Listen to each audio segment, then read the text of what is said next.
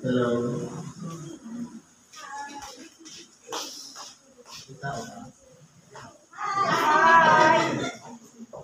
Sa pangalan po ng dakilang Panginoong Hesus Kristo, isang mapagpalang araw sa ating lahat. Marahil po nandito tayo para makinig ng tinatawag na salita ng Diyos. Hindi ko bang makita yung mga ngiti sa inyong mga labi na kumbaga yung attention natin nandito lahat. Huwag muna natin isipin yung mga problema sa bahay. Ngayon po, meron tayong sitas. Ang una po, ayon sa sulat ng Apostol Pablo sa mga taga-Roma. Kapitulo 15, versikulo 1 hanggang 6. Ano po ang sabi?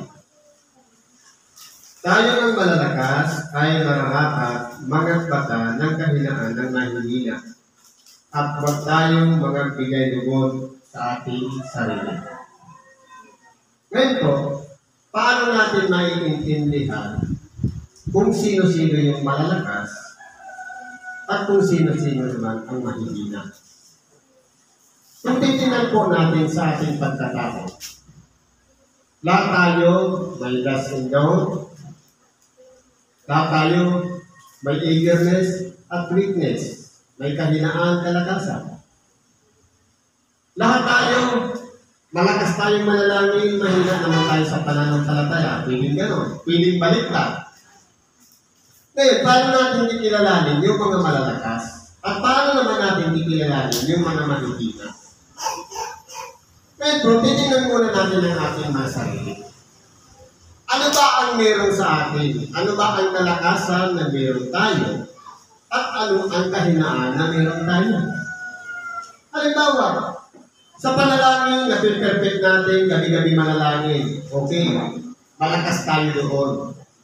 Pero, hindi naman tayo sumusunod sa nakasulat doon sa panalangin. Hindi naman tayo nakapagpapatawad. Yun ang weakness natin. Halimbawa, malaki ang pananampalataya natin, malakas yung pananampalataya natin. Pero, ang kahinaan naman natin, kapag may nag-iimos, hindi naman tayo nakakabag. Ibig sabihin, pwedeng tayo, bawat isa sa atin, may kalakasan at may kahinaan. Ngayon po, ito ang dapat nating titignan. Ang bawat tao, may bad side, may good side.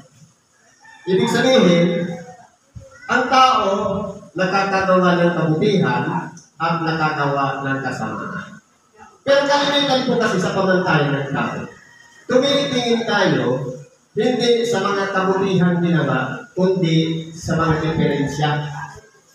Doon sa mga kasamaan na ang tingin natin, kapag pinatungan natin, halimbawa, may nakita tayong ginawa ng ating kapwa. Kapag pinatungan natin yun, ang tawag doon, hukom o tagahusga.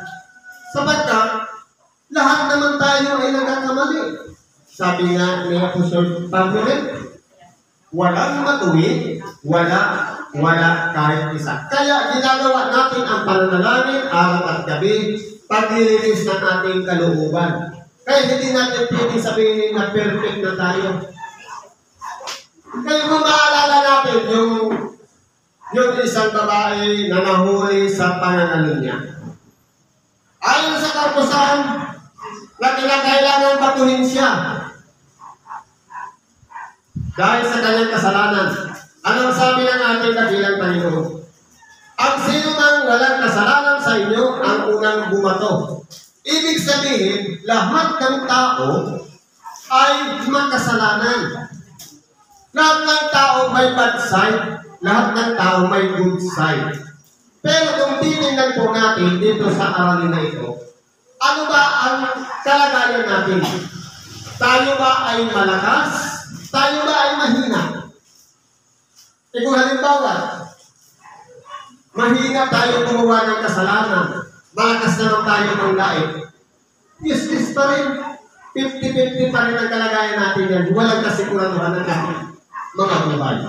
Kaya po kung pag-aaralan po natin sa sitas na ito, huwag mga bigay lugod sa sarili. Ang palagi natin iisipin, yung kapwa. Yung impact ng ating ginagawa sa kapwa. Kapag ginawa ko ba ito, ano ang impact sa akin? Lalabas ba akong makasarili? Lalabas ba akong mapanglamang? Lalabas ba akong mapangkutya? Kaya kung titingnan po natin dito, ang dapat bigyan natin ng pagkalugod yung ating kapwa kung ano yung resulta na nakikita sa ating mga gawa.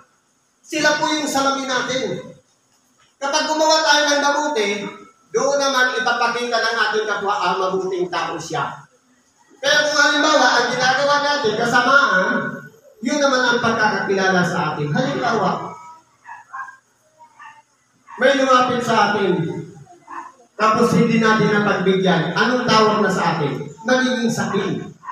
Ngayon, yun ang magiging impact. Yun na yung pagkakakilala niya sa atin.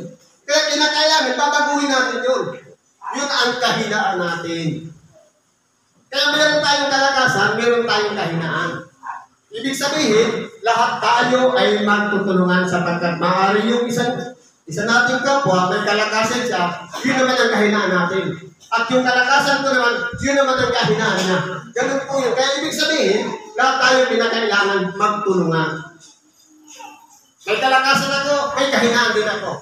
Ganun din ang isa, may kalakasan, may kahinaan. Kapag yan po ay pinagsama-sama at nagtutulungan, lahat po yan magiging malakas. Yan po ang ibig sabihin niya dito ni Apostol Pablo. Na dapat, huwag titingnan palagi ang sarili na nakagawa ko ng mabuti, na isusumbat ko sa kapwa, kundi ano yung mga bagay na dapat nakita ng ating kapwa na ginagawa natin para sa kanila. Bawat isa sa atin ay magbigay lugod sa kanyang kapwa. Ibig sabihin, dapat yung ating kapwa ang malugod sa atin, hindi ang tayo lang ang malugod sa ating sarili. Nasasabihin natin, Diyos ko, nagagawa ko ng mabuti, pagmamanyabang po yun sa panalangin. Matutulad na tayo doon sa Parisiyo. Diyos ko,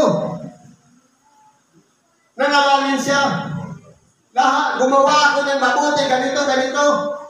Nagbibigay ako ng ika po. Ibig sabihin, pagmamalaki na yun sa harapan ng Diyos. Ang lahat ng bagay na ating ginagawang mabuti, ang reward po niyan in the future sa pagbabalik ng ating dakilang tanim sa pagkabuhay na magpuli sa mga patay. Ibig sabihin, hindi ngayon, hindi bukas, kundi mauuna muna mamatay tayo. Pagbuhay na magpuli ng mga patay, nandun na yung reward. Kaya po kinakailangan dito, ano yung mga bagay na ipinapakita natin sa kapwa? Dapat sila po ang magbigay lugod sa atin. Yung kapurihan, makikita, pero kahit hindi man sinasabi sa bibig, ang mahalaga na nasisiyahan yung ating kapwa sa ating mga ginagawa. Bakit po? Gaya ng nasusulat, ang pag-alipusta ng mga nagsisialipusta sa inyo ay nahulog sa akin. Halimbawa, meron tayong kapwa na minaliit, nasaktan. Ibig sabihin, sinalo pala lahat yun ng ating dakilang Panginoon. Dahil, yung inalipusta natin, hindi natin siya nalalaman na siya pala ay nananalangin din. Humihingi ng paghihiganti. Diyos ko ang gaganti para sa Kanya. Dahil siya yung minaliit, at doon naman sa gumawa ng masama sa Kanya, siya naman po ay gagantihan ng Panginoon.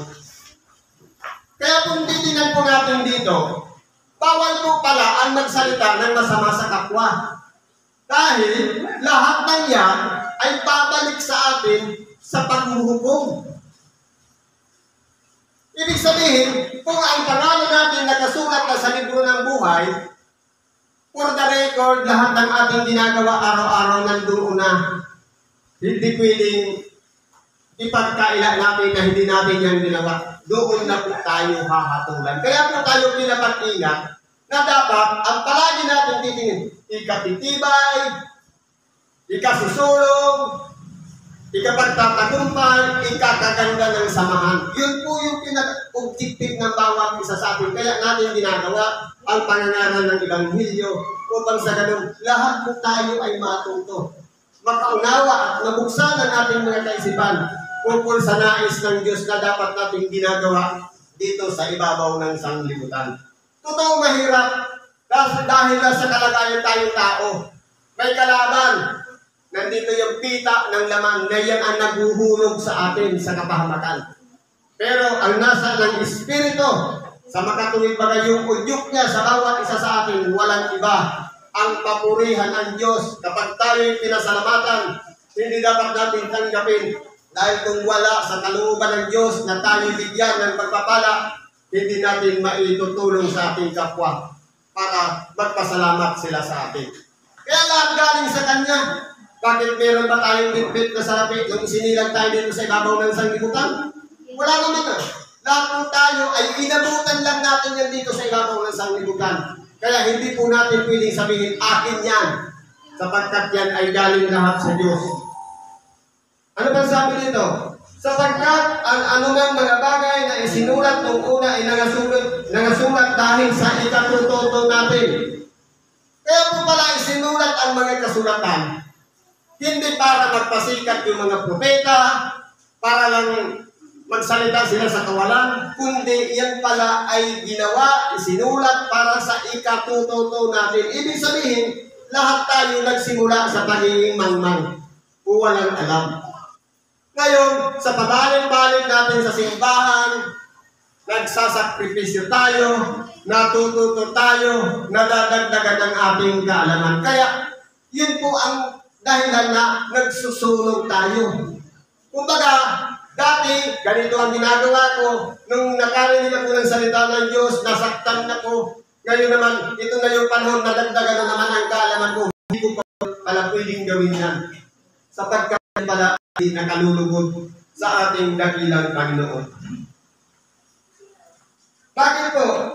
Upang sa pamamagitan ng pagtitiis at pag-aliw ng mga kasulatan ay magkaroon tayo ng pag-asa.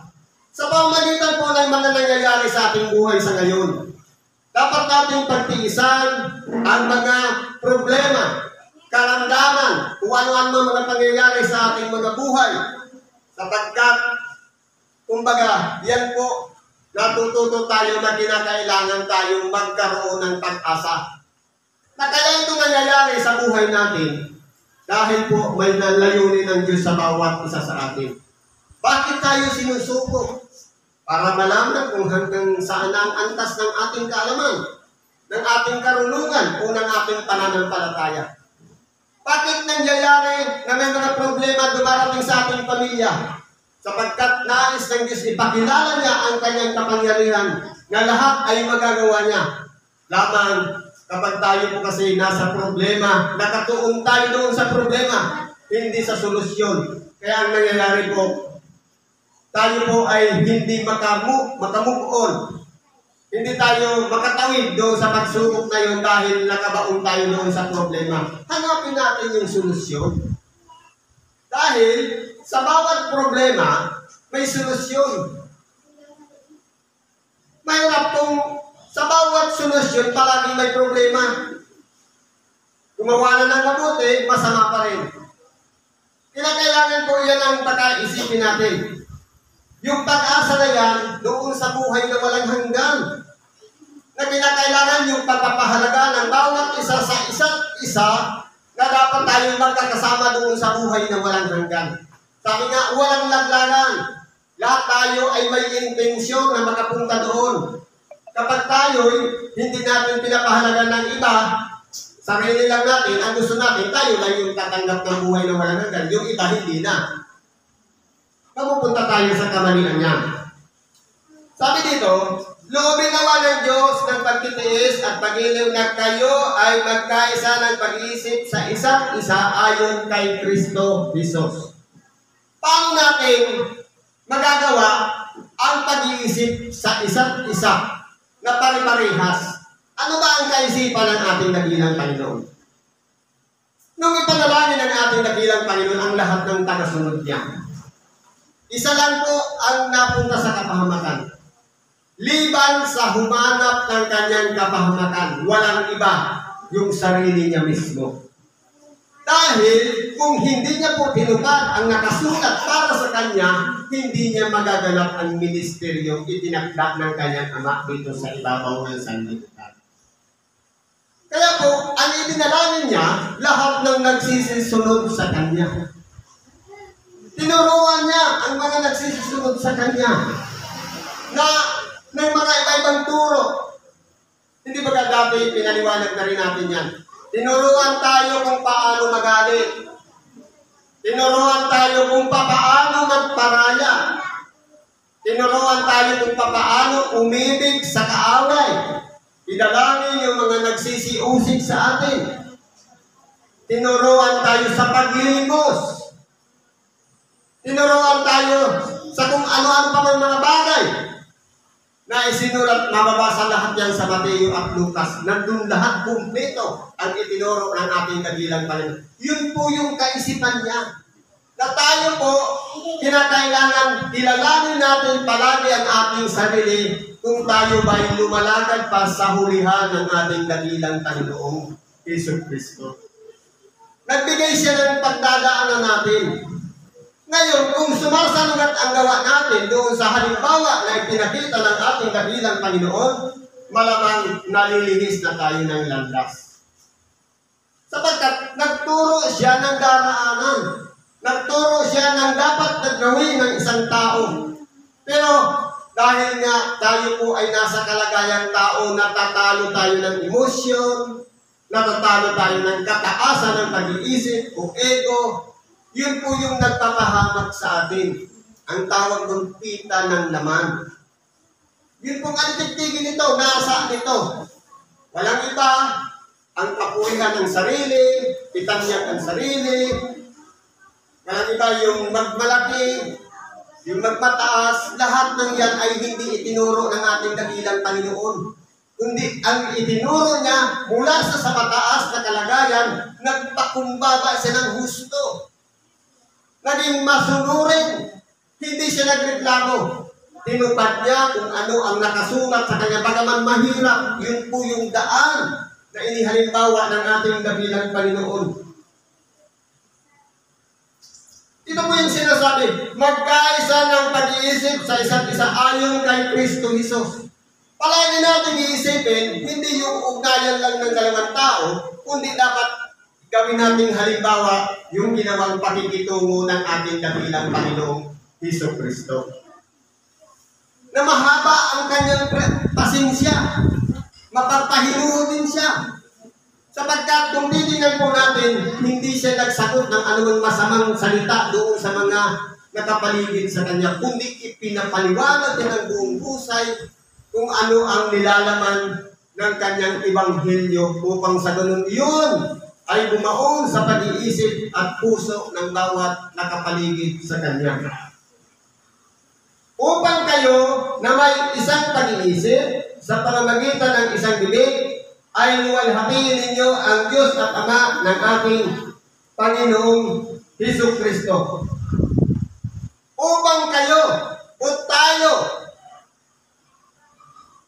na may isang pag-iisip sa pamamagitan ng isang bibig lamang, lahat tayo ay magpupuri sa Diyos.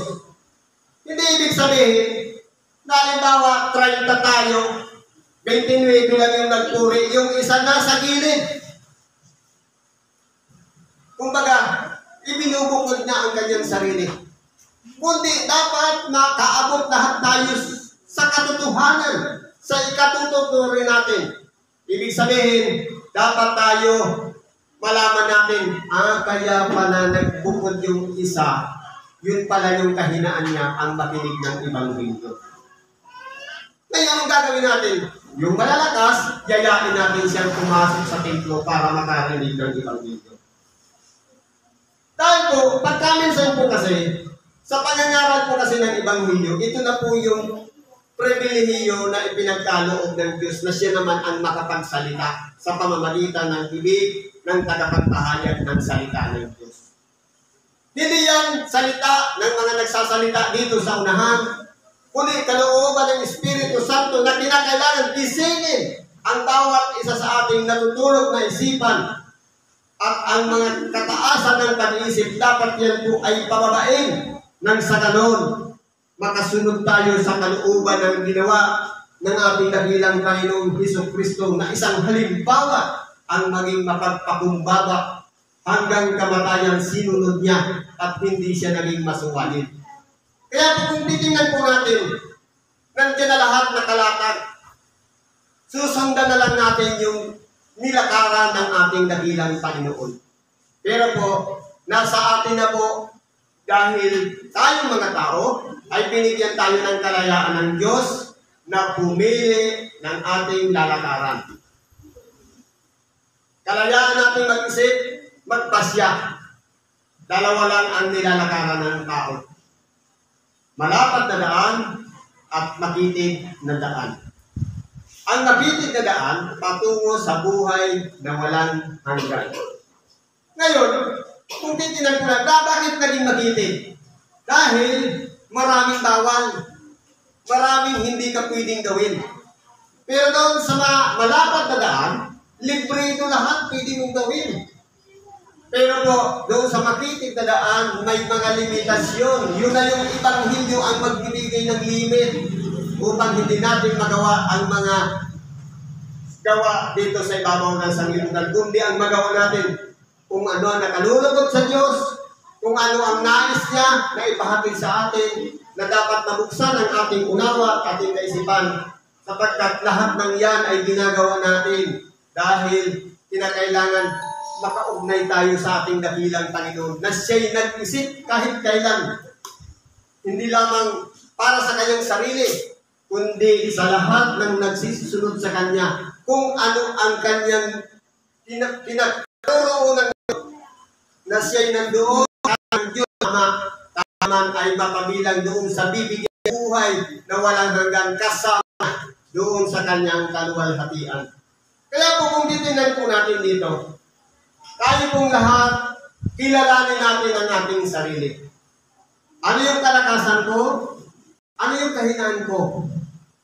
Ano yung, kung saan yung kahinaan natin, kinakailangan merong magpapalakas sa atin. At kung meron naman tayong kalakasan, may nakita tayo kahinaan ng ating kapwa, tulungan natin siya. Hindi ibig sabihin na dahil din tumutulong ka, malakas ka na. Meron ka rin kahinaan. Kaya kinakailangan, meron din magpalakas sa bawat isa sa atin. Tayo ay magtutulungan dahil meron tayong bad side and good side sa ating pagkabuhay. Kaya po dapat makikita natin yan na tayo ay kinakailangan maunawaan natin sa ating sarili. Hindi pa naman tayo ganap, kundi papunta lahat tayo doon sa pagiging ganap. Lamang, nandito pa tayo sa stage na napakaraming mga pagsubok na problema lumalating sa ating buhay. Kinakailangan lahat tayo ay makatawid doon, magtulungan, mga talahan ng pasanin sa isa't isa. Ay salamat sa Diyos kung tayo po ay lahat ay nagtatagumpay sa mga pagsubok na yan sapagkat nasumpungan na natin si Kristo na siyang patibayan ng ating pananampalataya. Siguro ang ganyan lang ang pakikibahagi natin sa oras nito. Salamat po sa Diyos at anuman ang ating mga kahilingan, karaingan man, idalangin po natin lahat na ipagkaloob sa atin. Kailangan i-apply din natin yung aral na ating napakinggan ngayon, bitbitin natin, i-apply natin sa itong buhay, sa pakikitungo sa ating kapwa para makita ang bunga ng ating mga ginagawa. Salamat at pagpalain tayo ng Diyos.